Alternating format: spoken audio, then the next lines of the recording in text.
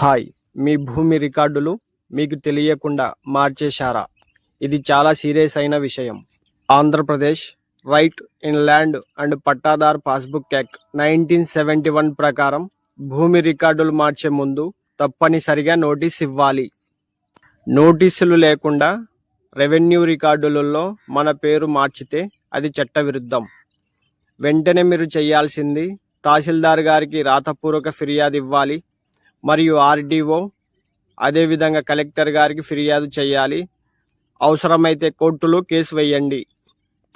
అలాగే right to information act 2005 ద్వారా మన రెవెన్యూ రికార్డులు ఏ రెవెన్యూ రికార్డుల ఆధారంగా మార్చేశారో తెలుసుకోండి. గుర్తుంచుకోండి, మీ అనుమతి లేకుండా రికార్డులు మార్చడం చట్టపరముగా నేరం.